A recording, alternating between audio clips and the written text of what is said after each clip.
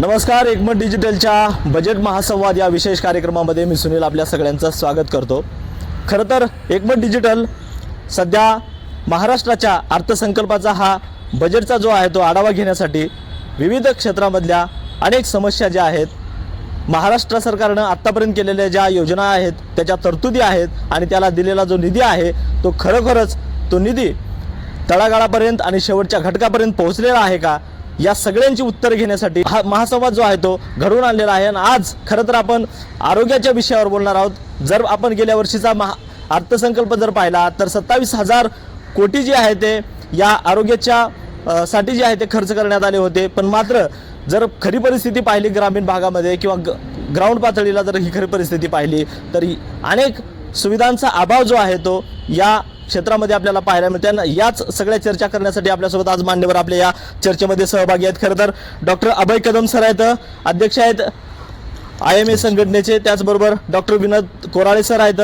निमाचे पदाधिकारी आहेत सर, त्याचबरोबर श्रीमती सुमित्रा तोटे मॅडम आहेत आपल्यासोबत, परिचर्या संघटनेच्या सचिव आहेत, त्याचबरोबर नागेश स्वामी सर आपल्यासोबत आहेत, लातूर जिल्हा केमिस्ट अँड ड्रगिस्टचे सर आहेत, त्याचबरोबर भीमराव चक्रे सर आपल्यासोबत आहेत, राज्य उपाध्यक्ष आहेत सर, त्याचबरोबर श्रीधर भांगे सर आहेत, राज्य सहसचिव आहेत। खरं तर सर्व मान्यवरांचं या चर्चेमध्ये मी स्वागत करतो। खरं तर सर, पहिला प्रश्न माझा आपल्याला असेल, कारण 27,000 कोटी राज्य सरकार आणि केंद्र सरकारकडून आरोग्य विभागावर खर्च होतात, मात्र प्रत्यक्षात जे आहे जर आपण पाहिलं तर अनेक आरोग्याच्या समस्या ज्या आहेत, अनेक आरोग्य व्यवस्थित लोकांना रुग्णांना ट्रीटमेंट देण्यासाठी आरोग्य विभाग जो आहे तो कुठेतरी कमी पडतो। मग 27,000 कोटी जे आहेत ते कुठेतरी कमी पडतात असं वाटतं का तुम्हाला? नमस्कार, मुळात मी म्हणेन आपण जरी 27,000 कोटी सांगत असाल तर तो टोटल GDPच्या किंवा टोटल उत्पन्नाच्या बजेट जे आरोग्य खात्यावर खर्च होत आहे किंवा आरोग्यविषयक बाबीवर जे खर्च होत आहे ते 2.8 किंवा लेस दॅन 3% आहे। 3% कमी बजेट हे आरोग्यावर, जेव्हा की हा सेन्सिटिव्ह विषय आहे। गोरगरीब किंवा जे सामान्य स्तरातील लोक असतात, जिथं प्रायव्हेट किंवा हॉस्पिटल्समध्ये जाणं अफोर्ड करू शकत नाहीत, अशा लोकांसाठी हे बजेट खूपच मोठं आहे। आपण कम्पेअर जर केलं बाकीच्या कंट्रीजची वगैरे तर तिथं 17 ते 18, 14%, काही ठिकाणी 12%, म्हणजे ॲटलिस्ट 10% तरी वर आहे। तर मुळात हे बजेट 3% खाली आहे। WHO नामांकनाप्रमाणे तर 10% पाहिजे, पण किमान 5% तरी व्हावं अशी मी अपेक्षा व्यक्त करतो। ते झालं, तुमच्या प्रश्नाकडे नंतर येतो मी। आणि जेही बजेट मिळते ते पण पूर्ण तळागाळापर्यंत शेवटच्या घटकापर्यंत किती पोचतं हा पण विषय महत्त्वाचा आहे। तर शासन काय करते, सध्या बजेट तुटपुंज असल्यामुळे आपल्या ज्या आरोग्य संस्था आहेत त्या बळकट नाहीत, त्याच्यामध्ये अत्यंत तुटपुंज इन्फ्रास्ट्रक्चर असं काही एवढं व्यवस्थित नाही। आपण जर बघितल्या प्रायमरी हेल्थ सेंटर्स असतील, सिव्हिल हॉस्पिटल्स असतील, गव्हर्मेंट हॉस्पिटल्स असतील, तिथं इमारती, डॉक्टर्सना राहण्यासाठीचे क्वार्टर्स, स्टाफला राहण्याचे क्वार्टर्स किंवा रुग्णांना जे शौचालय आणि इमारत किंवा इतर सुविधा ज्या मिळतात त्याच्यामध्ये मला वाटते गव्हर्मेंट ऑफिसर्सला कसाबसा खर्च भागवावा लागतो। तर मुळात बजेटमध्ये आपण जास्त तरतूद करावी, त्याची टक्केवारी वाढवावी। आणि आता तर असं झालेलं आहे की बऱ्याच ठिकाणी आउटसोर्स केलं जातं आहे कुठल्या तर कॉन्ट्रॅक्च्युअल एजन्सीला, मग त्या ॲम्ब्युलन्सेस असतील, नर्सेसच्या अपॉइंटमेंट असतील किंवा स्टाफच्या अपॉइंटमेंट्स असतील। त्याच्यामुळं होतं काय की कॉन्ट्रॅक्च्युअल माणूस जो परमनंट, आणि याच्यामध्ये खूप फरक आहे। परमनंटला थोडी रिस्पॉन्सिबिलिटी जास्त असते, याचं फक्त कॉन्ट्रॅक्ट संपलं की तोपर्यंत संपत असतं। त्यामुळं अतिशय सेन्सिटिव्ह आरोग्याशी खेळणारा हा सब्जेक्ट आहे, हे विभाग आहे। तिथे परमनंट रिस्पॉन्सिबल पोस्ट भराव्या, त्यांनाही इन्सेंटिव्ह चांगले द्यावे, त्यांचंही इंटरेस्ट त्यामध्ये वाढावा, त्या दृष्टीनं तरतुदी करणं गरजेचं आहे। आणि हे कॉन्ट्रॅक्ट बेसिस वगैरे न करता जो बॉटमचा अधिकारी आहे त्याला जास्तीत जास्त अधिकार देण्यात यावे असं मी म्हणेन। सर, माझा दुसरा प्रश्न तुम्हाला, MBBS किंवा तत्सम अर्हता प्राप्त झाल्यानंतर डॉक्टर शहराकडे जास्त ओढा असतो, ग्रामीण भागाकडे त्यांना जावंसं असं वाटतच नाही. त्यामुळे सरकारनं एक नियम केला होता की एक डॉक्टरने प्रॅक्टिस किमान 6 महिने वर्ष ग्रामीण भागात करावी, परंतु त्यांना प्रॉपर इन्सेंटिव्ह मिळत नसल्यामुळं किंवा सुविधा नसल्यामुळं ते ग्रामीणमध्ये जाऊन सेवा देऊ शकत नाही. तर त्या ग्रामीणमध्ये वैद्यकीय सेवा वाढवण्यासाठी काय सरकारनं आगामी अर्थसंकल्पात केलं पाहिजे असं तुम्हाला वाटतं? तर आता ग्रामीणमध्ये काम करणाऱ्यांना तशी तरतूद आहे की त्यांना पोस्ट ग्रॅज्युएशन वगैरे तिथं काम केल्यानंतर 1 वर्ष आफ्टर MBBS किंवा इंटर्नशिप नंतर जर केलं तर, पण त्याचा कोटा अधिक वाढवावा. आणि ज्या मूलभूत सुविधा आहेत, बऱ्याच ठिकाणी क्वार्टर्स नसतात, व्यवस्थित शौचालये नसतात, बाकीच्या सुविधा नसतात. आणि मी आणखीन एक सांगेन जे प्रॅक्टिकल आहे की आपण म्हणतो की हे जिल्हा परिषद जिथं ग्रामीण भाग आहे तिथं जिल्हा परिषदेच्या अंडर सर्व व्यवस्था चालतात, नियंत्रण असायला हवं, त्याबद्दल दुमत नाही. परंतु इंटरफरन्स पण फार वाढतो त्याच्या कामामध्ये. त्यामुळं प्रॅक्टिकली वस्तुस्थिती जर बघितलं तर MBBS झालेला माणूस त्याला कोणीही येऊन हे करत असतो दाबदडपशाही, त्याच्यामुळे पण डॉक्टर्स ग्रामीण भागात जायला तयार नाहीत. आणि जे काम करतात, आता जर आपण ग्रामीण भागामध्ये एखादा डॉक्टर कुटुंब कल्याणचं ऑपरेशन करत असेल तर त्याला 100 रुपये इन्सेंटिव्ह दिलं जातं, जेव्हा की प्रायव्हेटमध्ये 20-25 हजार रुपये घेतात. बस 100 रुपयासाठी म्हणजे विचार करा तो कसं काय म्हणजे तयार होईल आणि तिथं जाईल. माझा प्रश्न तोटे मॅडमला आहे. सर कृपया माहिती द्या. तोटे माहिती. जागतिक आरोग्य संघटनेच्या मानकानुसार एका डॉक्टरमागे 3 परिचारिका किमान असायला हव्यात. मात्र सध्या आपल्या सरकारी रुग्णालयामध्ये एक परिचारिकेवर 50-60 रुग्णांचा भार असतो आणि हे प्रमाण सुधारण्यासाठी नवीन पदभरती असेल आणि वेटिंग लिस्ट तात्काळ भरण्यासाठी अर्थसंकल्पामध्ये काय तरतूद असायला हवी? आज राज्यामध्ये एकूणच ज्या वैद्यकीय संस्था आहेत किंवा सार्वजनिक आरोग्य विभागाच्या संस्था आहेत, प्रचंड अपुरं मनुष्यबळ आहे. ते अधिकाऱ्यांपासून बेसिक जे कर्मचारी आहेत या सगळ्या पदाच्या 50%हून अधिक जागा ह्या रिक्त आहेत. आणि यासाठी वारंवार शासनाकडं विविध संघटनांनी पाठपुरावा केलेला आहे. आताच जसं कदम सर म्हणाले की आउटसोर्सिंग जनतेच्या आरोग्याचा प्रश्न आहे आणि तिथं जर आपण आउटसोर्सिंग उच्च शिक्षित लोकांना कंत्राटदाराकडून नियुक्त करतो, ही अतिशय दयनीय अवस्था आहे महाराष्ट्रामध्ये. याचा कायमच संघटनांनी विरोध केलेला आहे. ज्या संस्था आहेत, उदाहरणार्थ आपण लातूरचं वैद्यकीय महाविद्यालय कन्सिडर केलं तर इथं 540 मंजूर खाटा आहेत आणि ज्या चालतात त्या 1000हून अधिक खाटा चालतात. मग 540 खाटांना मंजूर असलेलंच मनुष्यबळ इथं कार्यरत, त्यामध्ये सुद्धा 50% पदं रिक्त आहेत आणि ते सर्वच कर्मचाऱ्यांची आहेत. यामुळं जे कार्यरत कर्मचारी आहेत त्यांच्यावर अतिरिक्त खाटाचा ताण आहे, त्याचबरोबर रिक्त पदं असल्यामुळं सुद्धा ताण आहे. आपण जसं म्हणालात की आता आपण ICU जर गृहीत धरलं तर एका पेशंट मागे किमान एक नर्स असणं गरजेचं आहे, परंतु इथं एक स्टाफ किंवा 2च परिचारिका हे पूर्ण ICU हाताळत आहेत. ही अतिशय गंभीर गोष्ट आहे आणि वारंवार याबाबत मागण्या होतात, आंदोलनं होतात, पण शासन त्याची दखल घेत नाही किंवा त्याच्यावर कसलीही तरतूद होत नाही. दुसरं महत्त्वाचं काय आहे की कर्मचाऱ्यांना वर्क सॅटिस्फॅक्शन असलं पाहिजे त्या इन्स्टिट्यूटमध्ये किंवा त्या संस्थांमध्ये. ते मिळत नाही. अपुरं मनुष्यबळ असल्यामुळं अतिरिक्त ताण आहे किंवा ज्या वर्षानुवर्ष अशा अनेक बाबी आहेत, जसं की आता मी परिचारिका संघटनेचं प्रतिनिधित्व करतं. इथं 90% ह्या कर्मचारी ह्या महिला आहेत. एकीकडं शासन महिलांना लाडकी बहीण म्हणून घरी असणाऱ्यांना मानधन देतं आहे, त्यांच्यापर्यंत पोचतं आहे.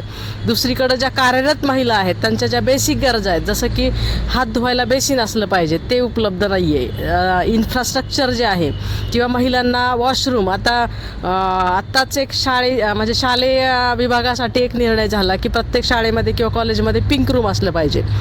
ज्या महिला कार्यरत महिला आहेत त्यांना चेंजिंग रूम नाही, त्यांच्यासाठी पाळणाघर असणं अत्यावश्यक आहे. समाज कल्याण विभागाचा शासन निर्णय आहेत किंवा मार्गदर्शक सूचना आहेत की जिथं 30 किंवा त्यापेक्षा अधिक महिला कार्यरत आहेत तिथं पाळणाघर असली पाहिजे त्यांच्या मुलांसाठी. त्या व्यवस्था नाही आहेत. त्याच्याशिवाय प्रत्येक जिथं वॉर्ड आहेत तिथं त्यांच्यासाठी स्वच्छ असे वॉशरूम असले पाहिजेत, ते उपलब्ध नाही आहेत. मागे एका बैठकीमध्ये सचिव म्हणाले होते की यांना रेस्टरूम द्या, यांना बसण्यासाठी व्यवस्थित जागा द्या किंवा मॅनपॉवर अवेलेबल झाला पाहिजे. यातली कुठलीच गोष्ट शासनाकडून यावर तरतुदी होत नाही. ह्या खूप अत्यावश्यक अशा बाबी आहेत, या तर होतच नाही आहेत. मग जे मोठे विषय आहेत, अनेक आर्थिक मागण्या आहेत. मागच्या 1986 नंतर परिचारिकांच्या भत्त्यामध्ये कुठलीच वाढ केली गेली नाही. आज गणवेश भत्ता, आहार भत्ता आणि धुलाई भत्ता असे 3 भत्ते मिळून 230 रुपये परिचारिकांना मिळतात, जे की केंद्र शासनामध्ये 9,000 जोखीम भत्ता मिळतो आणि दर महिन्याला 2,000 रुपये गणवेश आणि धुलाई भत्ता मिळतो. या सगळ्या मागण्या इतर राज्याच्या संदर्भीय शासन निर्णयानुसार आपण शासनाकडे करतो, पण वर्षानुवर्षाच्या मध्ये काही बदल झालेला नाही. 86 पासून आपण 2026 पर्यंत आहे तिथंच आहोत. यामध्ये त्याशिवाय जे वेतन त्रुटी आहेत, 6व्या वेतन आयोगात मोठ्या प्रमाणात वेतन त्रुटी राहिल्या, 7व्या वेतन आयोगामध्ये वेतन त्रुटी राहिल्या. ह्या सगळ्या गोष्टी शासनाच्या लक्षात आणून दिल्या.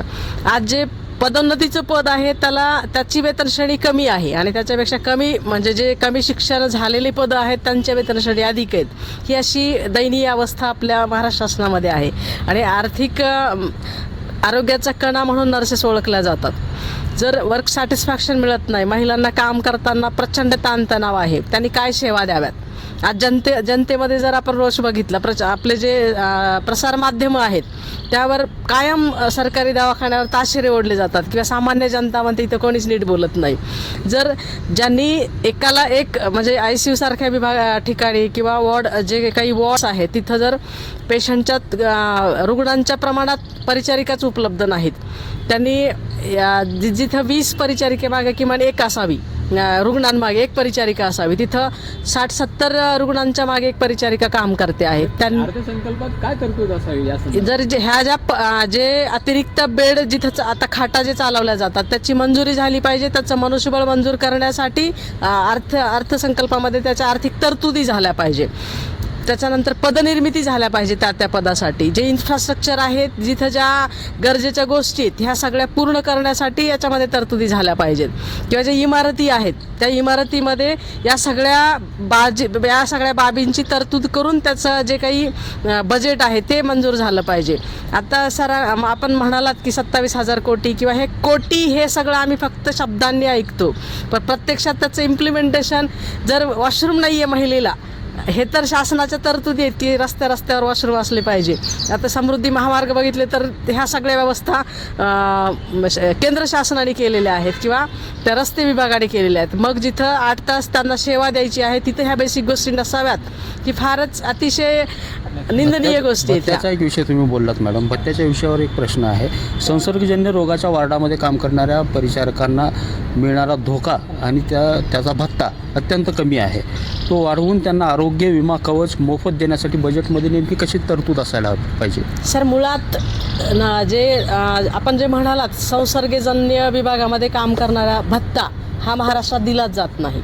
याची मागणी 6व्या वेतन आयोगापासून झालेली आहे, पण अजूनपर्यंत ते लागू केलं गेलं नाही आहे. जे केंद्र शासनामध्ये 9,000 रुपये दिलं जातं ते अजूनपर्यंत महाराष्ट्र शासनाकडे 0 आहे. त्याची मागणी केली जाते, ते होत नाही आहे. आपण कोविड-19 बघितलं. कोविड-19 ही 19वी महामारी आहे. त्याच्या आधी 18 महामाऱ्यांसोबत आरोग्य कर्मचारी काम करतात. डॉक्टर्स आहेत, नर्सेस आहेत किंवा इतर सगळे कर्मचारी आहेत. याच्यामध्ये पूर्वीच्या काळी आहार भत्ता मिळत होता. जे क्षयरोग विभाग असेल तर आहार भत्ता मिळत होता, तो आता उपलब्ध नाही आहे. असे अनेक भत्ते मधल्या काळामध्ये कमी करण्यात आलेले, पण वाढवण्याचा तर विषयच नाही. ह्या सगळ्या तरतुदी अर्थसंकल्पामध्ये होण्याची आवश्यकता आहे. आम्ही दरवर्षी अर्थसंकल्पीय अधिवेशन सुरू होण्याआधी किंवा हिवाळी अधिवेशन सुरू होण्याआधी वेगवेगळ्या लोकप्रतिनिधींकडे गेलो आहे, वेगवेगळ्या मंत्री महोदयांकडे गेलो आहे की या नर्सेसच्या या गरजांकडे लक्ष दिलं गेलं पाहिजे. पण जेव्हा आंदोलन होतात ते तात्पुरतं लक्ष दिलं जातं, त्याच्यानंतर काही होत नाही. माझा कोराळे सरांना प्रश्न आहे. सर, ग्रामीण भागातील आरोग्य व्यवस्था आजही विकलांग आहे. सगळ्या अर्थसंकल्पामध्ये आजवर त्याबाबत वारंवार तरतूद केली जाते, पण घोडं नेमकं कुठं पेंट खातं आहे आणि कुठं अडतं आहे याच्या संदर्भानं काय आपण सांगाल? ॲक्च्युली आता ग्रामीण भागातून दररोज खूप प्रमाणात पेशंट येतात, त्यामुळं ग्रामीण भागाशी गेल्या 20-24 वर्षापासून मी संपर्कात आहे पेशंटच्या. आणि माझा असा अनुभव आहे की ग्रामीण भागातले लोक, आता 20 किलोमीटरचा पेशंट, त्याला काहीतरी छातीत दुखतं आहे आणि तो रात्री पहाटे तो निघाला लातूरला, मला फोन करतो. पहिला पेशंट मला फोन करतो, हे उदाहरणादाखल सांगतो मी, कारण त्याला म्हणतो लवकर या इथे या ठिकाणी. आल्यानंतर मी काय करतो, एक ECG काढून बघतो. ठीक आहे, ECGमध्ये मला हृदयाच्या पट्टीमध्ये काही चेंजेस, ECGमध्ये चेंजेस दिसतात, मी लगेच हायर सेंटरला पाठवतो किंवा गव्हर्नमेंट हॉस्पिटलला पाठवतो. ह्या दरम्यान पेशंटच्या बराच कालावधी जातो आणि जे गोल्डन आवर्स असतात पेशंटला ट्रीट करायचे, त्यामध्ये पेशंट दगावतो किंवा त्याच्या हार्टचं नुकसान होतं. तर ग्रामीण भागामध्ये आजही जवळपास PSC असतील किंवा काय, तिथं सुविधा तर काही नाही इथं आहेत. मेडिकल ऑफिसर असतील, पण ते पण जे मी करतो आहे तेच ते रेफर करतात पुढं. अशा काही फॅसिलिटी व्हायला पाहिजे. बजेटमधून अशा अपेक्षा आहेत की काही, ठीक आहे, मेट्रोपॉलिटन सिटीमध्ये किंवा मोठ्या महानगरपालिकासारख्या शहरामध्ये कार्डियक ॲम्ब्युलन्सेस वगैरे इथंसुद्धा नाहीत, पण अशा पेशंटसाठी इमर्जन्सी सेवा देण्यासाठी काहीतरी वेगळं पाऊल उचललं पाहिजे. कार्डियक ॲम्ब्युलन्सेस, त्याच्यामध्ये डॉक्टरांच्या ड्युटीज आणि त्याच्यामध्ये आवश्यक ती औषधे, आवश्यक ती मॉनिटर्स, आवश्यक ती इमर्जन्सी मेडिसिन्स, हे सगळे त्याच्यामध्ये राहायला पाहिजे, जेणेकरून ECG बघितल्यानंतर तुम्हाला तिथंच लगेच अँटीथ्रॉम्बोलायटिक एजंट तिथं तुम्हाला देता आले पाहिजे, जेणेकरून पेशंटचा जीव वाचेल, गोल्डन आवर्स मिस होणार नाहीत. अशा गोष्टी म्हणजे अशी भरपूर उदाहरणं देता येतील. म्हणजे ग्रामीण भागातला पेशंट हा नेहमीच दुर्लक्षित राहिलेला आहे. विशेष म्हणजे आता ग्रामीण भागातला पेशंट हा गरीब असतो. पहिली गोष्ट, हा गरीब पेशंट जो असतो त्याला सांगितलं की बाबा तुला हे गरजेचं आहे, आवश्यक आहे, MRI करतो किंवा CT स्कॅन करून घे. त्याला बाहेर जाता येत नाही कारण माझ्याकडे पैसे नाहीत म्हणतो. आता लातूरच्या गव्हर्नमेंट हॉस्पिटलला पाठवलं तर तिथं MRI मशीन नाही आहे. ठीक आहे, मग त्याला प्रायव्हेट कॉलेजच्या हॉस्पिटलला जावं लागतं, तिथं 2,500-3,000 रुपये भरावे लागतात आणि मग त्याला स्कॅन करून यावं लागतं आणि ट्रीटमेंट घ्यावं लागतं. अशा पेशंटसाठी गव्हर्नमेंटनी त्या एरियावाईज अत्यावश्यक CT स्कॅनचे किंवा MRIचे हॉस्पिटल किंवा महानगरपालिकेशी संबंधित असतील किंवा कुठलेही मुरुडसारखं ठिकाण असेल त्या एरियामध्ये, 35 किलोमीटरच्या एरियामध्ये, 10-20 किलोमीटरच्या एरियामध्ये, त्या ठिकाणी अद्ययावत ठिकाणी अशा अद्ययावत उपकरणे ठेवून तिथे डॉक्टरांची तिथं त्या नेमणूक करावी आणि जेणेकरून पेशंटला त्याचा फायदा व्हावा, गरीब पेशंटला, आणि खूप कमी खर्चात किंवा नॉमिनल खर्चामध्ये त्यांनी करावं. हे बजेटकडून आमची अपेक्षा आहे. कारण ग्रामीण भागातला पेशंट हा कायम फक्त पैशाविना होरपळला जातो, त्याला ट्रीटमेंट व्यवस्थित मिळत नाही, तो इन्व्हेस्टिगेशन करू शकत नाही आणि तो पेशंट जाईपर्यंत त्याचं फार नुकसान झालेलं असतं. बरं सर, आता तुम्ही औषध उपचाराच्या संदर्भानं उल्लेख केला, तर माझा दुसरा प्रश्न नागेश स्वामी सरांना आहे. सर, जन औषधींचा बराच गाजावाजा झाला, परंतु खरंच त्याचा फायदा होतो का? आणि आता आगामी अर्थसंकल्पात नव्यानं काय तरतूद केली पाहिजे? अतिशय चांगला प्रश्न आपण विचारलात. केंद्र शासनाने जनऔषधी योजना ही सर्वसामान्याला कमी दरात औषधं उपलब्ध चालू होण्यासाठी केलेली आहे, परंतु भारताच्या लोकसंख्येच्या प्रमाणात जनऔषधी दुकानांची संख्या खूप कमी आहे. एकीकडं शासन म्हणते आम्ही कमी दरात उपलब्ध करून देतो आणि दुसरीकडं शासन ज्या मल्टीनॅशनल कंपन्या आहेत, बहुराष्ट्रीय कंपन्यांचे जे आउटलेट्स आहेत, आपण पाहत असाल लातूरसारख्या मध्यम शहरामध्ये देखील मेडप्लसचे जवळपास 20 आउटलेट किरकोळ औषध दुकानं आहेत. यामुळं पारंपरिक औषध विक्रेत्यावर खूप मोठं संकट ओढावलेलं आहे. पारंपरिक औषध विक्रेत्यांचा व्यवसाय आज मोडकळीस येण्याच्या मार्गावर आहे.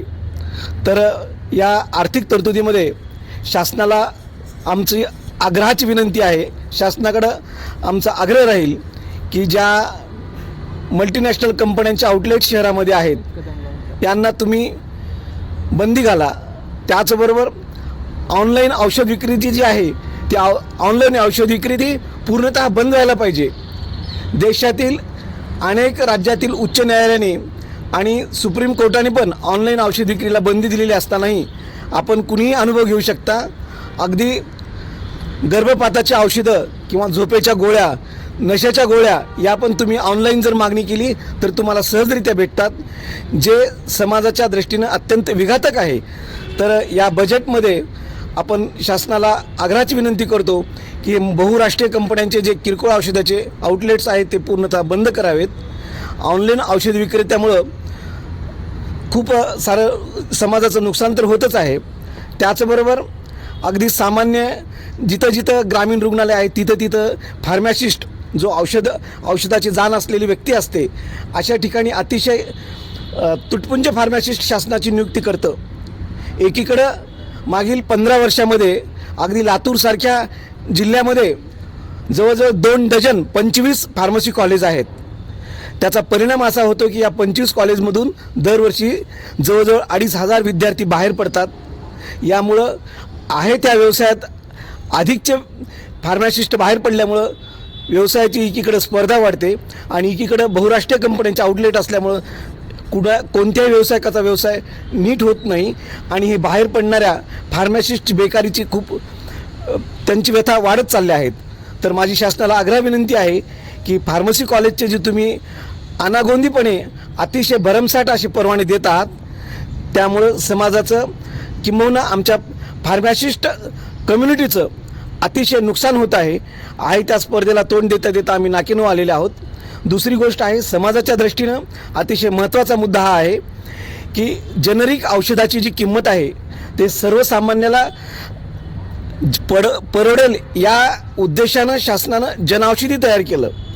परंतु दुसरीकडं या लाल फितीला मॅनेज करून जेनरिक औषधं पण संपूर्ण देशभर विकले जातात. बऱ्याच समाजाला माहिती नाही की जेनरिक औषधाची किंमत ही अतिशय भरमसाठ असते. तर आणि त्यामध्ये जो नफ्याचं प्रमाण आहे ते सामान्यपणे अयोग्यरित्या मांडलेलं असतं. त्यामुळं शासनाने अशा जेनरिक औषधाच्या किमती कमी करून जे ऑथेंटिक औषधं आहेत, जे इथिकल आहेत, जे नैतिकदृष्ट्या पूर्ण नियमाचं पालन करून ज्या औषधाची विक्री करावी आवश्यक असते, केवळ अशाच औषधांना शासनाने परवानगी द्यावी आणि जेनरिक आणि जनऔषधी यामध्ये समाजाची दिशाभूल होऊन जे जेनरिक औषध अतिशय कमी किमतीला मिळायला हवं ते शासनाच्या काही वेगळ्या चुकीच्या धोरणामुळं जेनरिक औषधावर जे छापील किंमत आहे ते भरमसाठ असते आणि त्यामुळं जेनरिक औषधामध्ये काही औषध विक्रेते त्यांना डिस्काउंटचं आमिष दाखवून जेनरिक आणि इथिकल मेडिसिन आणि जेनरिक मेडिसिनमध्ये कन्फ्यूज करून पर्यायानं रुग्णांची त्यामधून नुकसान होतं. यासाठी शासनाला आग्रह आमचा आहे की आपण फार्मासिस्टच्या संख्येवर नियंत्रण आणावं. त्याचबरोबर जे जेनरिक औषधाच्या किमती नियंत्रित आणाव्यात, जेणेकरून सर्वसामान्य रुग्णाला याचा फायदा होईल. हाफकिन संस्था आणि औषध खरेदीतील विलंब यामुळे रुग्णांना बऱ्याच वेळा बाहेरून औषधं घ्यावी लागतात आणि त्यामुळं औषध खरेदीसाठी centralise real time inventory system उभारण्यासाठी किती निधीची साधारणपणे आवश्यकता असू शकेल? महत्त्वाचा प्रश्न आहे. खरं तर मागील 4 वर्षामध्ये यावर बरीचशी चर्चा झाली प्रशासना स्तरावर, परंतु अद्यापही जे काही यासाठी पुरेसं बजेट आहे ते बजेट मिळालेलं नाही.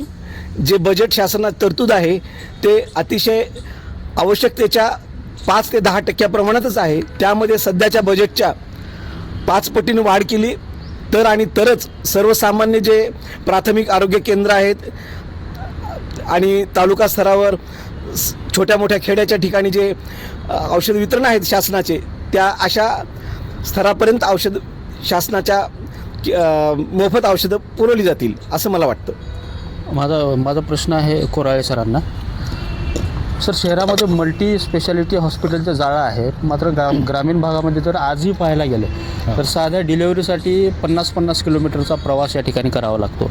बरोबर. अर्थसंकल्पामध्ये रेफरल सिस्टीम, ॲम्ब्युलन्स आणि ट्रान्सपोर्ट मजबूत करण्यासाठी नेमकी कशा पद्धतीची तरतूद असायला पाहिजे? यापूर्वीच्या प्रश्नाचं उत्तर देताना मी हेच सांगितलं तुम्हाला की डिलेवरीचे असो किंवा कुठलीही इमर्जन्सी असो, इमर्जन्सी भरपूर असतात. डिलेवरी त्यापैकी डिलेवरीचं कळा निघाले की पेशंटला लगेच लोकांना हलवायला लागतं, जवळच्या सेंटरला जातात, सब सेंटर असू द्या किंवा PSC असू द्या. जिथं RH असेल तर तिथं डिलेवरी होतात समजा, पण काही कॉम्प्लिकेटेड केसेस असतात डिलेवरीच्या, पण त्या ठिकाणी आपण हँडल करू शकत नाही. अशा पेशंटसाठी किंवा अशा सुविधा उपलब्ध करण्यासाठी काही ठराविक अंतरावरती जे काही PSC आहेत त्यांना स्ट्रॉंग करून तिथं जसं शासनानं डायलिसिसचा एक पर्याय RHला दिला, तिथं काही ठिकाणी डायलिसिस चालू आहेत, त्याचप्रमाणे काही PSCना काही सब सेंटरच्या ठिकाणी डॉक्टरांनी चांगल्या वैद्यकीय डॉक्टरांनी मेडिकल ऑफिसरची नियुक्ती करून त्या स्पेशालिटीची नियुक्ती करून पूर्ण वेळ त्यांना तिथं थांबवाव्या आणि त्या सुविधा उपलब्ध करून द्याव्यात ग्रामीण भागासाठी.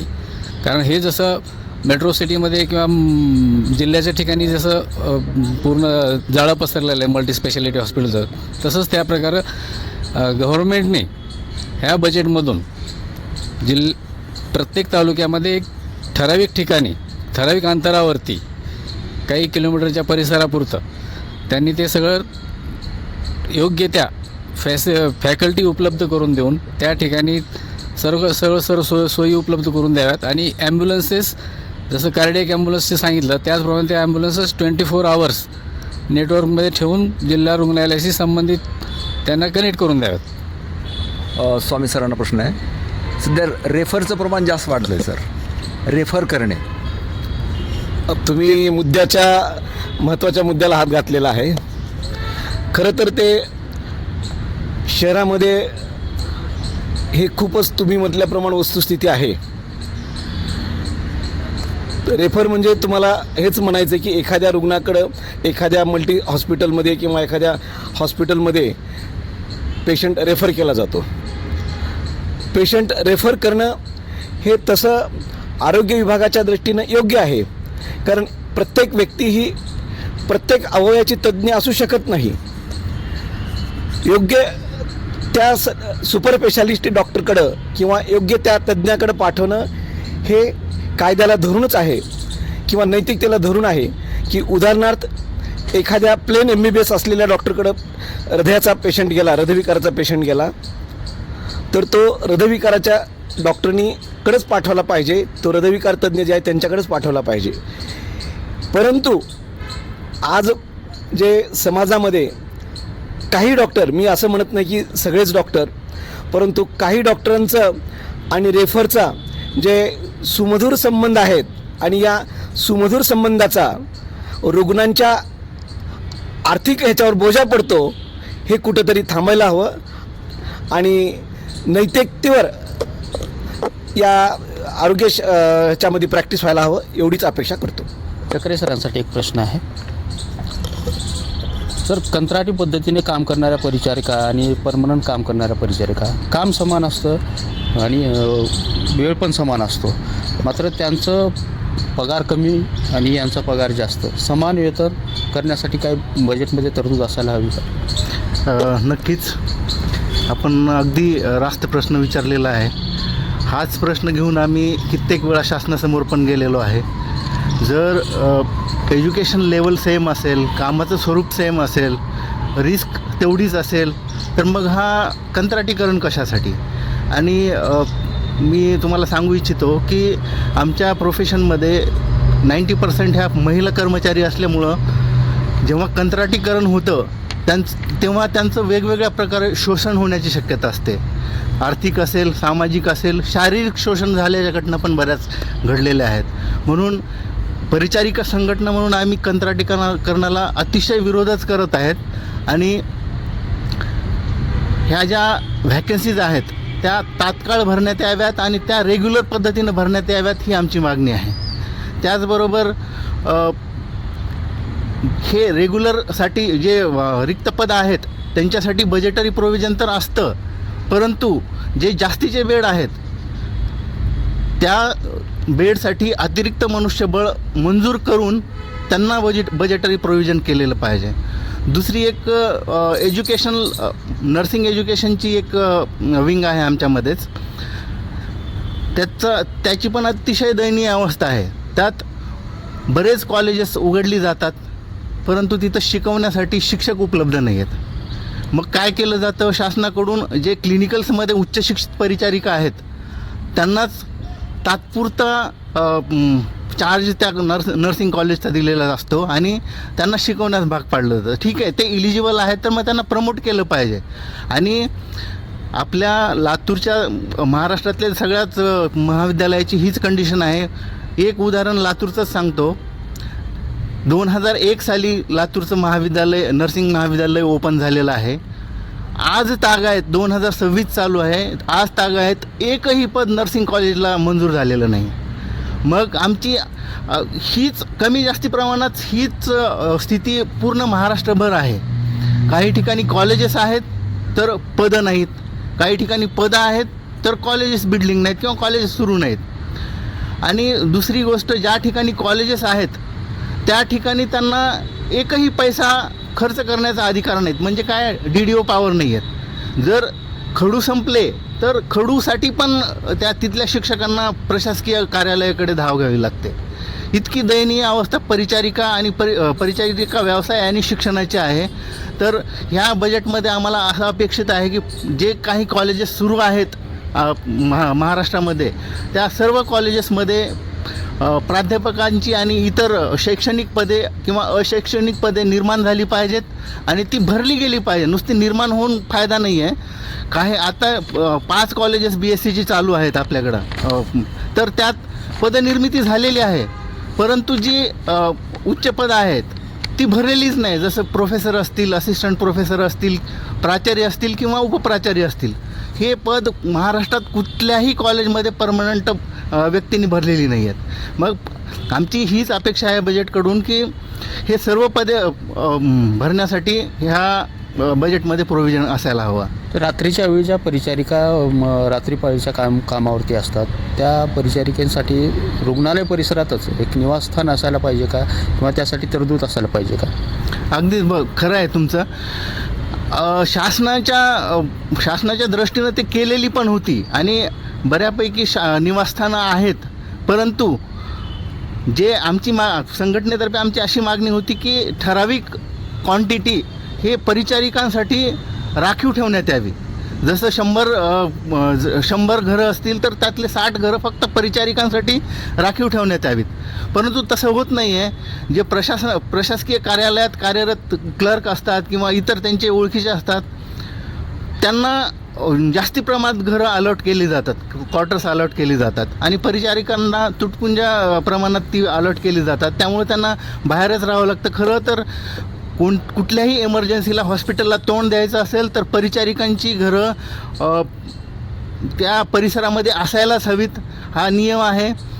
कुठेही जा तुम्ही, ज्या क्वार्टर बांधलेलीच असतात शासनाने हॉस्पिटलच्या साईडला, आणि आता तुम्ही सत्य परिस्थिती बघायला जाल तर तिथं परिचारिका व्यतिरिक्त इतर केडरच्या व्यक्ती राहताना दिसत आहेत. तर आमची मागणी आहे की त्यांच्यासाठी ठीक आहे, आम्ही त्यांना विरोध करत नाही, परंतु परिचारिकांसाठी पण अतिरिक्त क्वार्टर्स बांधण्यात यावी आणि फक्त ती त्या बांधलेल्या संवर्गालाच ती अलॉट करण्यात यावीत.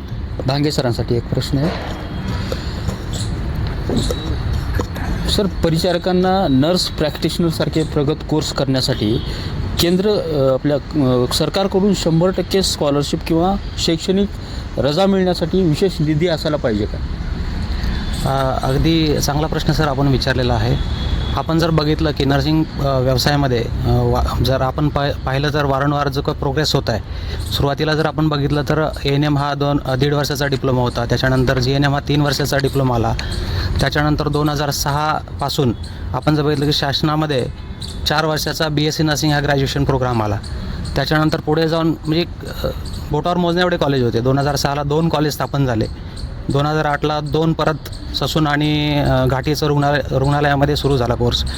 आणि त्याच्यानंतर MSc नर्सिंग हा कोर्स जो आहे पोस्ट ग्रॅज्युएशन नर्सिंगमधलं ते आपल्या महाराष्ट्रात कुठेही नव्हतं. सर्वप्रथम ते खाजगी जे काही मेडिकल कॉलेजेस आहेत त्याला संलग्नित दवाखान्यामध्ये ते सुरू झाले.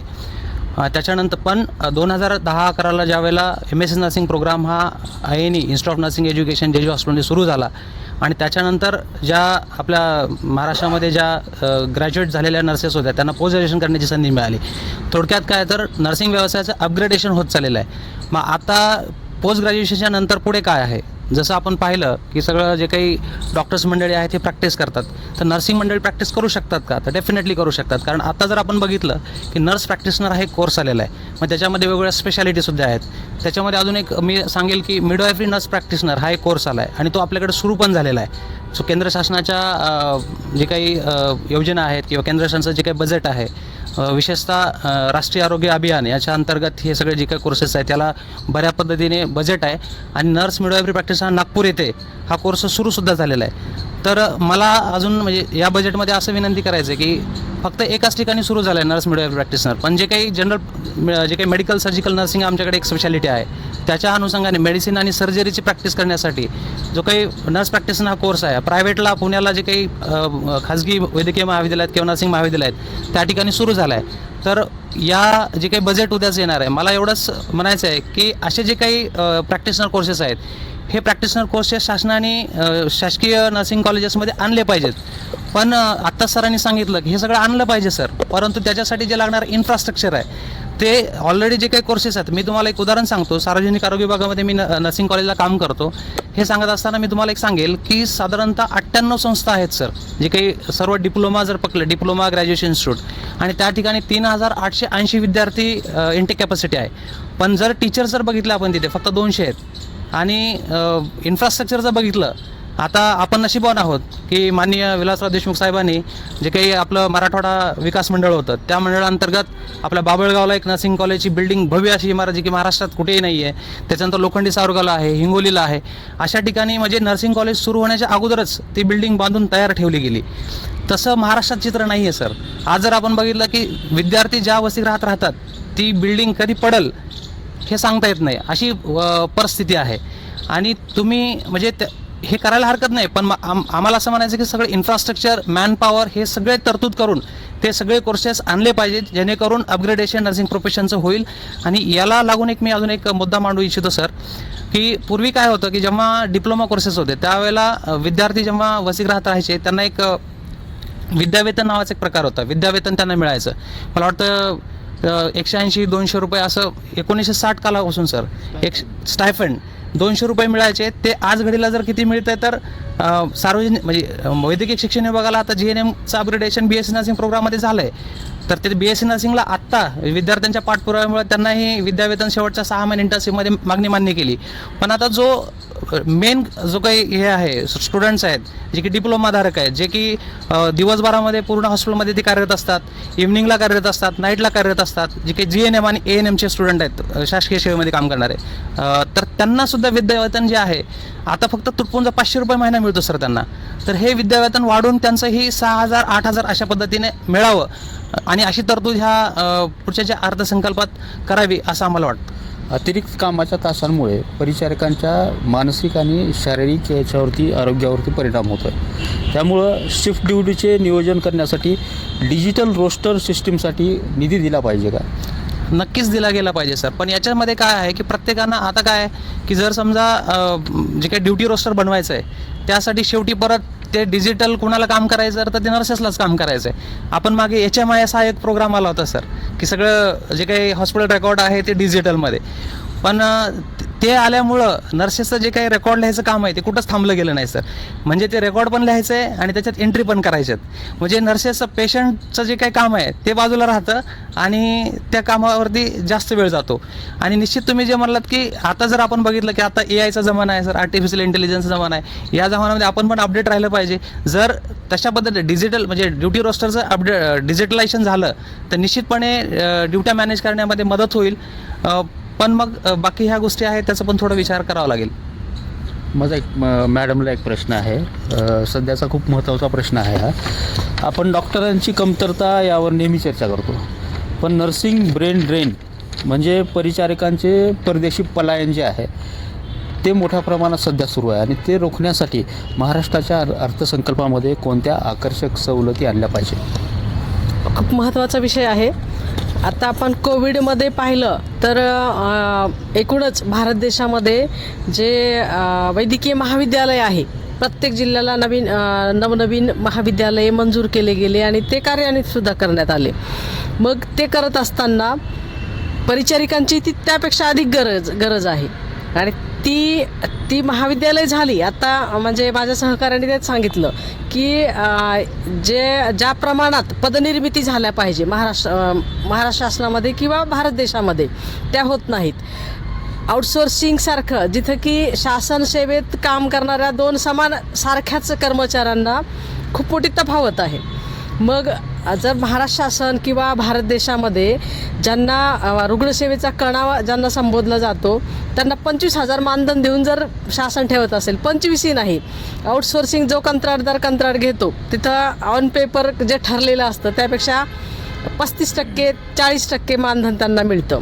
मग अशी अवस्था असताना प्रत्येकाला गरजा आहेत आणि त्या गरजा भागवण्यासाठी लोक जर परदेशात जात असतील तर निश्चितपणे देशातल्या केंद्र शासन असो किंवा महाराष्ट्र शासन असो किंवा कुठलंही इतर राज्य असेल त्यांनी ह्या तरतुदी करणं अत्यावश्यक बाब आहे. की ज्या कर्मचारी काम करतात, मी म्हटलं वर्क सॅटिस्फॅक्शन, ते सगळ्या गोष्टीचं आहे. जर माझं घरच भागत नाही तर मी सेवा कुठं काय देणार? 14,000 किंवा 15,000 आणि तो कंत्राटदार तो 6 महिन्यांनी एकदा तो मानधन देतो. आम्ही एका संस्थेला भेट दिली, तिथे त्या कंत्राटदारांनी नियुक्त केलेल्या 25 परिचारिका होत्या.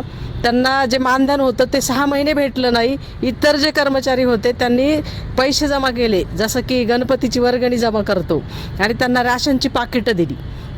इतकी वाईट अवस्था शासकीय संस्थांमध्ये काम करणाऱ्या कर्मचाऱ्यांची आहे. मग त्या कर्मचाऱ्यांनी याला पलायन कसं म्हणावं आपण, ते त्यांचे भविष्याची तरतूद करतात. आज आपण बाजारात गेलो तर 500 रुपये आपल्याला एका आठवड्याची भाजी आणायला पुरत नाहीत. फळं घ्यायला गेली तर आपण 1,000 रुपये तिथं देऊन येतो आणि मग 14,000मध्ये त्यांचं घर कसं भागणार आहे, त्यांच्या मुलाबाळांची काय ते भविष्यात तरतूद करू शकणार आहेत. जर त्यांना समाधानकारक जसं समान काम समान वेतन आपण म्हणतो, फक्त ह्या घोषणातच ह्या गोष्टी राहिल्यात आणि जर सारखंच काम करणाऱ्यांना सारखं वेतन राहिलं किंवा वर्क सॅटिस्फॅक्शन जर मिळालं शासकीय संस्थांमध्ये तर ते बाहेरचा विचार करणार नाहीत. सर, माझा अभय सरांना प्रश्न आहे. सर, आपल्या भारतीय संस्कृतीमध्ये युनानी, हकीम, आयुर्वेद, होमिओपॅथीपासून पॅथॉलॉजीपर्यंत सगळ्याच उपचारांची आपले एक स्टेटस आहे. पण ज्या वेळेस माणसाला लाईफलाईन लागते त्यावेळेस मात्र रुग्णापेक्षा नातेवाईक धास्तावतात. इतकं प्रचंड खर्च असतो आणि ते उपचार नको रे बाबा अशी म्हणायची वेळ येते. तर हे का येते नेमकी यंत्रसामुनीवर लागलेले ड्युटी चार्जेस आहेत किंवा फॉरेनहून आपण इम्पोर्ट करतो ती औषधं आहेत. या संदर्भाने नेमकं आगामी अर्थसंकल्पात महाराष्ट्र शासनानं काय केलं पाहिजे की जे लाईफलाईन लागल्यानंतरही रुग्णापेक्षा रुग्णांच्या नातेवाईकांनाही दिलासा मिळावा की त्यांनी उपचाराला त्यांनी व्यवस्थित साथ द्यावी. अशा पद्धतीने महागडे उपचार सहसा शक्यता एवढ्या योजना सरकारने केलेल्या आहेत तरीही महागडे उपचार आजही आहेत. त्यावर काय उपाययोजना केली जावी असं तुम्हाला वाटतं? अतिशय चांगला प्रश्न आहे. आता आपण म्हणता की ज्यावेळी लाईफ सेविंगचा प्रश्न येतो किंवा जेव्हा इमर्जन्सी उद्भवते खूपच, त्यावेळेस पेशंटचे नातेवाईक किंवा धास्तावतात की किती खर्च येईल. आता आपण बघतो अनेक इक्विपमेंट्स आपल्याला फॉरेनवरून इम्पोर्ट करावं लागतात. इम्पोर्ट ड्युटीज त्याच्यावरती पण आहेत, प्लस राज्य शासनाचे काही टॅक्सेस आहेत. 3% 18% टॅक्सेस आहेत. हे टॅक्सेस याला एक्झम्पशन द्यावं, टोटल एक्झम्पशन द्यावं की हे लाईफ सेविंग आहे. तुम्हाला एकीकडे लोकांचे प्राण हवे आहेत, लोक चांगले राहिले पाहिजेत, सुदृढ राहिले पाहिजेत, लोकांचं लाईफस्पॅन वाढलं पाहिजे. तर मग शासनाकडे जे गोष्टी शासनाच्या हातात आहेत त्यांना काय फक्त टॅक्स, बाकी इतर आणि बरेच ठिकाणं आहेत जिथून ते टॅक्सेशन वगैरे गोळा करू शकतील. तर या मेडिकल इक्विपमेंट्स किंवा लाईफ सेविंग इक्विपमेंट्स जे आहेत ते टोटली टॅक्स फ्री करावे. त्याच्यावरच्या ड्युटीज टॅक्सेस पूर्णपणे कमी कराव्यात, जेणेकरून आम्हाला पण आता काय होतं, एखादा आपण उदाहरण जर घेतलं, एक MRI मशीन आपल्याला वाटतं 3,000 घेतात, 4,000 घेतात, 5,000 घेतात. MRI मशीनची किंमत आहे 3 ते 4 कोटी. त्याला लागणारं लाईट बिल लागतं हे 4 ते 5 लाखाच्या घरात. त्याला 24 आवर्स AC चालू ठेवावा लागतो. मॅनपॉवर 24 आवर्स ठेवावी लागते. त्याचे आपण हे CMC जर आपण कंपनीचं कन्सिडर केलं तर साधारणतः 1.5-2 कोटीची जर मशीन असेल तर त्याला 20 ते 25 लाख म्हणजे महिना 2 लाख ही CMC भरावी लागते. त्याच्यामुळं जे चार्ज जास्त होतो किंवा हे होतं ते वस्तुस्थितीच आहे. जेव्हा म्हणजे पेरणाराच त्याला जर खर्च जास्त येत असेल तर तो मार्केट त्याचा मूळ खर्च तरी काढून आणि एवढं करून त्याला प्रॉपर त्या प्रमाणात जर पेशंट मिळाले तर तो काढू शकतो. त्याच्यामुळं या ज्या गोष्टी आहेत की खर्च जास्त होतो हे होतो, त्याच्यामध्ये या गोष्टीवर जे इम्पोर्ट ड्युटीज वगैरे आहेत आणि जे कंपनीज कुठल्या आहेत फॉरेनच्या आहेत ते त्यांचे एम्प्लॉईज इथं ठेवतात. त्यांच्या एम्प्लॉईजला पेमेंट ते याच CMCमधून वगैरे देतात. तर इंडिजिनस किंवा त्याच्यावर जर थोडं नियंत्रण ठेवलं आणि ड्युटीज आणि टॅक्सेशन जर कमी केलं तर बऱ्या प्रमाणात हा भाग कमी होईल. आता आपल्याला ऑडिटच्या संदर्भात जर बोललं तर असं म्हणतात की आम्ही मागच्या वर्षीपेक्षा एवढी कोटी वाढवली तेवढी कोटी वाढवली. तर मला असं वाटतं की प्रॉपर ऑडिट करावं, एस्टिमेट करावं आणि नंतर बजेटची तरतूद करावी. आता आपण म्हणल्यासारखं ग्रामीण भागात हॉस्पिटल पाहिजे, चांगलं प्रॉपर हॉस्पिटल पाहिजे, इन्फ्रास्ट्रक्चर करणं गव्हर्नमेंटच्या हातात आहे. त्याच्यासाठी लागणारा खर्च जो आहे ती त्याची तरतुदीची गोळाबेरीज अगोदरच करावी. तिथं लागणारी जी मॅनपॉवर आहे, तिथं लागणारे स्पेशलिस्ट आहेत, त्यांना एक्स्ट्रा इन्सेंटिव्ज दिल्यानंतर ॲटोमॅटिक ते अट्रॅक्ट होतील. आता आपण बघितलं एखाद्या ग्रामीण भागात एखाद्याने प्रायव्हेट हॉस्पिटल टाकलं तर तिथं कॉल्स करायला जातात स्पेशलिस्ट लोक, पण गव्हर्नमेंटमध्ये जात नाहीत. जरी गव्हर्नमेंटनं काही ठरवून दिलं तर तो रेट अतिशय तुटपुंजा असतो, त्याच्यामुळं ते वर्क होत नाही. तर या सगळ्या गोष्टीचा विचारात करून कुठं तर पर्सेंटेजमध्ये किंवा मागच्या वर्षीपेक्षा एवढं वाढवलं म्हणण्यापेक्षा ज्या ज्या काही गोष्टी हव्या आहेत, ज्या काय अशा आपण अतिशय चांगला फोरम घेतलेला आहे, या फोरमच्या माध्यमातून अशा प्रकारच्या फोरमच्या माध्यमातून रिक्वायरमेंट प्रशासनाने जाणून घ्यावी आणि त्या रिक्वायरमेंटच्या अनुषंगाने बजेटची मागणी करावी आणि एवढी बजेटची तरतूद लागते असं जर केलं तरच होईल. कुठंतरी आपलं 2-3% मध्ये होतं आणि प्रत्येक बजेटला असं म्हटलं जातं की मागच्या वर्षीपेक्षा एवढी अधिकची तरतूद केलेली आहे आणि आपले प्रश्न सतत वर्षानुवर्षे तसेच राहतात. त्याच्यामुळं ऑडिट एस्टिमेट करून घ्यावं आणि त्याच्यानंतर बजेटमध्ये तरतूद करावी. सर, माझा दुसरा असा प्रश्न आहे की जग इतकं वेगवान झालेलं आहे सध्या, कधी नवं एवढा ह्युमन ऑर्गन्सची गरज पडली आहे का?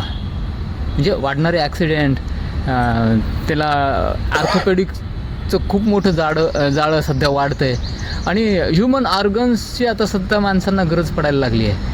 आणि मग ते महाराष्ट्र शासन एकीकडे असं जाहीर करतं किंवा प्रोत्साहन देतं की बाबा मानवी अवयवांचं प्रत्यारोपणासाठी दान केलं पाहिजे वगैरे वगैरे, परंतु यासाठीच्या प्रॉपर ज्या योजना असतात, आता हे ग्रीन कॉरिडॉर आपण इथून एखादं ऑर्गन इथून हलवायचं पुणे किंवा मुंबई, एअर ॲम्ब्युलन्स वगैरे ह्या सगळं खूप प्रचंड अशी काही यंत्रणा उभी केली जाते. तर ह्याच्यासाठी प्रॉपरली काय करता येऊ शकेल की ह्युमन ऑर्गन्स सहजासहजी उपलब्ध होतील, किंवा सहजासहजी उपलब्ध व्हायचा काही विषयच नाही आहे, पण त्यामध्ये लोकांमध्ये जागृती व्हावी आणि मग शासनाने ह्यासाठी काय तरतूद केली पाहिजे असं तुम्हाला वाटतं? निश्चितच ऑर्गन हे ह्युमन ऑर्गन कुठल्या तरी ह्युमनकडूनच घ्यावा लागतो. तो काय आपल्याला आर्टिफिशियली प्रोड्यूस करता येणार नाही किंवा काही नाही. तर त्याच्यासाठी एकमेव पर्याय हे आहे की जनजागृती वाढवणे. लोक पुढे आले पाहिजेत अवयवदानासाठी आणि या गोष्टीला प्रोत्साहन देण्यासाठी, किंवा जर एखाद्याने ऑर्गन डोनेट केलं तर त्याची दखल घेऊन शासनाने त्याचा योग्य सत्कार करावा, सन्मान करावा आणि त्याचे समजा आर्थिक परिस्थिती त्याची नाजूक असेल तर त्याच्या नातेवाईकाला किंवा काही चांगल्या प्रकारची तरतूद करून अवेअरनेस निर्माण करणं हेच त्याच्यावर एक उपाय आहे. सर, मला स्वामी सरांचा एक प्रश्न आहे. सर, गंभीर आजारावरील औषध स्वस्त केल्याचं अनेक वेळेस बोललं जातं, परंतु तसे परिणाम दिसत नाहीत. मग नेमकं यासाठी काय नोडल यंत्रणा निर्माण केली पाहिजे सरकारनं? या बजेटमध्ये असं एक प्रॉपरली काय केलं पाहिजे? घोषणा तर होतात, परंतु तसं सामान्यांपर्यंत मेसेजही जात नाही आणि त्या पद्धतीने मिळतही नाही, पदरातही पडत नाही. वस्तुस्थिती तशी आहे. गंभीर आजाराबाबतीत आपली अपेक्षा आहे की सवलतीच्या दरात औषधं उपलब्ध व्हायला हवेत आणि त्याबाबतीत शासनाने जो GST 12% 18% होता, तो आता गंभीर आजारावरील औषधाचा GST जास्तीत जास्त 5 आणि काही कॅन्सरसारख्या औषधावरला GST हा रद्द करून एक प्रकारे शासनाने समाजाला दिलासा दिलेला आहे. पण यापुढे जाऊन मी मगाशी म्हटल्याप्रमाणे अनेक गंभीर आजारावरल्या औषधाच्या किमती पण अनियंत्रित आहेत. त्या किमती नियंत्रित आणण्यासाठी शासनाने या औषधाला जो ड्रग प्राईस कंट्रोल ॲक्ट आहे त्या ॲक्टचा पुरेपूर वापर करावा, जेणेकरून सामान्य घरच्या रुग्णांना सवलतीच्या दरामध्ये औषध उपलब्ध होईल. कदम सरांना प्रश्न आहे माझा. महात्मा फुले जन आरोग्य योजना आहे सर आपल्याकडं, त्याच्यासाठी तरतूद बी आहे, पण मोठे आजार त्यात कव्हर होत नाहीत. त्याच्यामध्ये MJPGYमध्ये तिथे सिलेक्टिव्हिटी न ठेवता जनरल एमर्जन्सी इज एमर्जन्सी कुठली का असणार, जे नियरेस्ट हॉस्पिटल आहे तिथं माणूस जातो आणि तिथं जर सिलेक्टिव्हिटी हा आजार तुमचा या योजनेत बसत नाही, या कारणास्तव कुठलाही पेशंट नाकारण्यात येऊ नये अशा प्रकारची तरतूद शासनाने अशा सूचना द्याव्यात. आणि या अनुषंगानं दुसरा एक मी मांडतो की ज्यांच्याकडे ही योजना आहे त्यांचे बिलं 3-3 महिने मिळत नाहीत, 2-3, तर त्याला कुठचं टाईम लिमिट द्यावं. मॅक्झिमम 30 दिवस 40 दिवसात तुमचं रिपेमेंट होईल, तर डॉक्टर्स किंवा हॉस्पिटल हे पुढे येतील, उत्स्फूर्तपणे काम करतील. करण्याला मेंटेनन्स सगळ्यांनाच लागतो. तर याच्या सिलेक्टिव्हिटी न ठेवता जनरल सर्व आजारासाठी, कारण दवाखान्यामध्ये किंवा औषध घेण्यासाठी उगाच जात नाही माणूस, काहीतरी आजार जडल्यानंतर काहीतरी त्रास झाल्यानंतरच जातो. तर म्हणजे कुठल्या लाईन लिस्ट न करता सर्वच आजारासाठी जे कोणी हॉस्पिटलमध्ये जाईल त्याच्यासाठी MJPGY योजना लागू करावी अशी मी शासनास विनंती करतो. खरं तर सर पाहिलं तर आपण सरकार जे आहे दरवर्षी इतके कोटी दिले आम्ही आरोग्य विभागासाठी, तितके कोटी दिले असा दावा करतो, मात्र प्रत्यक्षात ते यंत्रणा पोहोचत नाही, तो निधी पोहोचत नाही. त्यामुळं औषधांचा तुटवडा असतो, त्याचबरोबर इंजेक्शनचा तुटवडा असतो. तो तुटवडा कसा भरून काढायचा एक प्रश्न. आणि दुसरा प्रश्न असा आहे त्याला जोडून की यायचं सध्या जे युग आहे त्यामध्ये आरोग्य विभागासाठी कशा पद्धतीनं तो राबवता येईल आणि किती पत्ते महत्त्वाचं असणार आहे? आता हा प्रश्न तरी अवघडच आहे, म्हणजे कसे भरून काढायचे.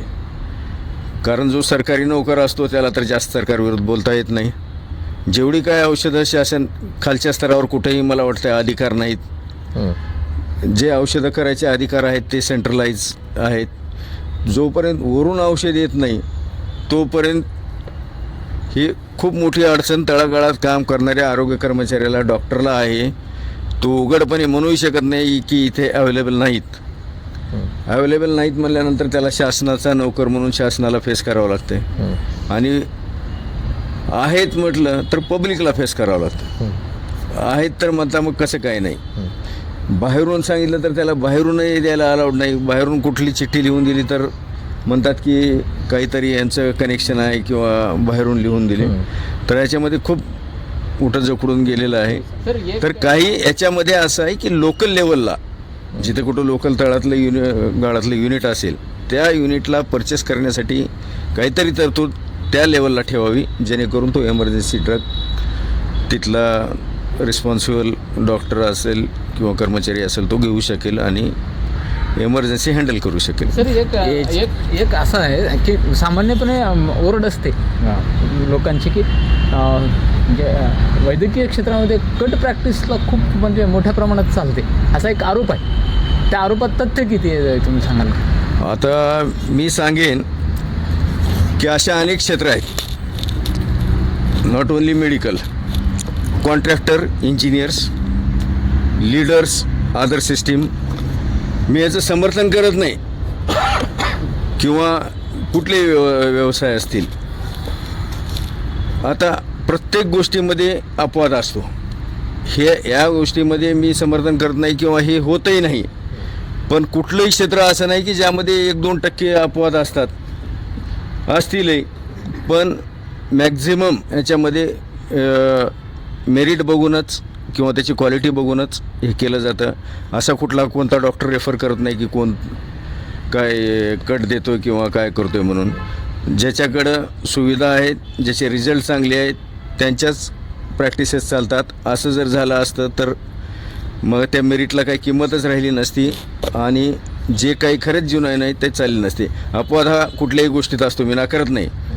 मग कुठलंही क्षेत्र असो त्याच्यामध्ये अपवाद थोडाफार असतो, तर असेलही ते मी नाकारतही नाही. कोरोनानंतर आपण जर पाहिलं तर कोरोनानंतर आपण काय शिकलो तर कोरोनासारख्या आजारांना फेस करण्यासाठी एक एमर्जन्सी फंड असायला पाहिजे का, तशी तरतूद असायला पाहिजे का शासनामार्फत? निश्चितच असायला पाहिजे.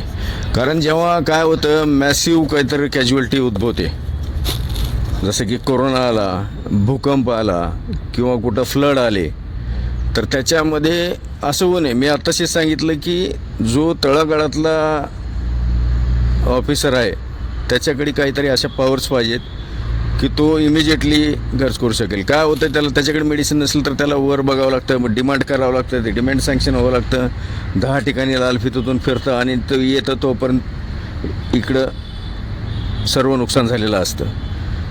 तर याच्यावर हे आहे की जसं आपण डेलिगेशन ऑफ पॉवर, आपण ग्रामपंचायतीला जास्त अधिकार दिले आहेत मला वाटतं जिल्हा परिषद आणि बाकीपेक्षा, तसं प्रायमरी हेल्थ सेंटरच्या डॉक्टरला किंवा सिव्हिल सर्जनला किंवा DHOला त्या हॉस्पिटलला जास्तीची तरतूद ठेवावी. आणि काही जे महत्त्वाचे मोठे इक्विपमेंट्स आहेत तेच फक्त जिथे की आपण वेट करू शकतो किंवा जिथं खूप क्वालिटी लागते अशा प्रकारचे याच्यासाठी मोठ्या स्तरावर करायला हरकत नाही.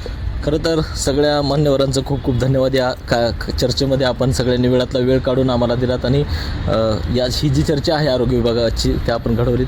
खरं तर राज्याचं हे बजेट जे आहे आता उद्या जाहीरच होईल समजा, पण या बजेटमध्ये जर पाहिलं आपण तर सरकार जे आहे ते आरोग्य विभागासाठी आणखीन काय घोषणा करणार आहेत आणि त्या घोषणा केलेल्या तळागाळापर्यंत पोहोचणार आहेत का, सर्वसामान्य माणसापर्यंत पोहोचणार आहेत का, हे सुद्धा पाहणं महत्त्वाचं आहे.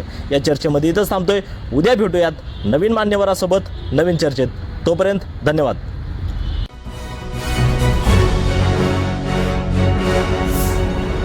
Thanks for watching Ekmat Digital.